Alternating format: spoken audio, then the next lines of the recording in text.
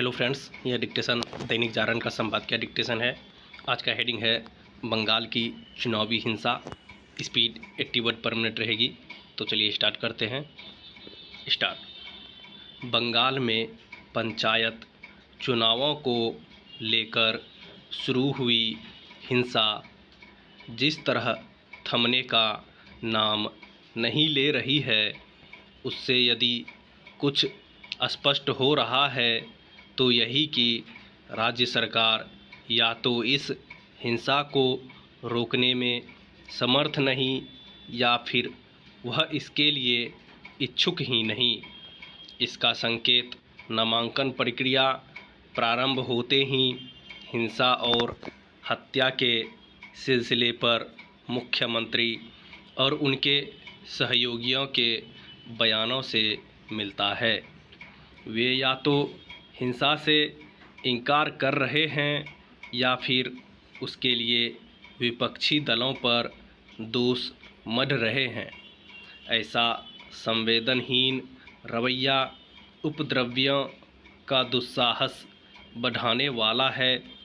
ऐसे रवैये का परिचय तब दिया जा रहा है जब अभी तक कम से कम 7 लोगों की चुनावी हिंसा में जान जा चुकी है। ममता सरकार किस तरह चुनावी हिंसा पर लगाम लगाने के लिए तैयार नहीं, इसका पता इससे चलता है कि वह कलकत्ता उच्च न्यायालय के केंद्रीय बलों की तैनाती के आदेश का अनुपालन करने से इनकार कर रही है। राज्य चुनाव आयोग इस आदेश के खिलाफ सुप्रीम कोर्ट पहुंच गया है।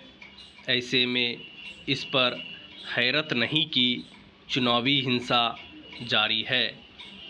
आशंका यही है कि यह पंचायत चुनाव के लिए 8 जुलाई को होने वाले मतदान और उसके बाद तक भी जारी रह सकती है।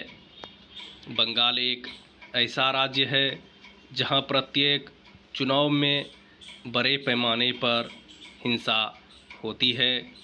यहां हिंसा मतदान के पहले ही शुरू हो जाती है और नतीजे आने के बाद भी जारी रहती है।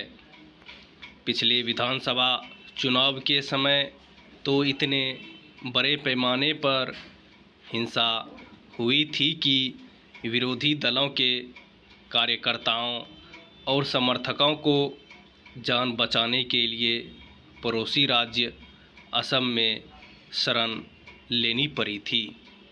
इस भीषण हिंसा के कारण ममता सरकार को चौतरफा निंदा और बदनामी का सामना करना पड़ा था, लेकिन इससे उसकी सेहत पर कोई असर नहीं पड़ा। बंगाल में राजनीतिक और चुनावी हिंसा की संस्कृति कायम रहना यही बताता है कि ममता बनर्जी परिवर्तन के जिस नारे के साथ सत्ता में आई थी वह थोथा और दिखावटी था। बंगाल में चुनावी हिंसा पर इसीलिए रोक नहीं लग पा रही है क्योंकि ममता बनर्जी ने राजनीतिक विरोधियों के मामले में उन्हीं तौर तरीक़ों को अपना लिया है जो वाम दलों की संस्कृति का हिस्सा थे। क्या इससे बड़ी विडंबना और कोई हो सकती है कि ममता वाम दलों की जिस अराजक संस्कृति को ख़त्म करने के वादे के साथ सत्ता में आई थी, उसे खुद उन्होंने अंगीकार कर लिया है। इसी कारण चुनावों के दौरान हिंसा बढ़ जाती है।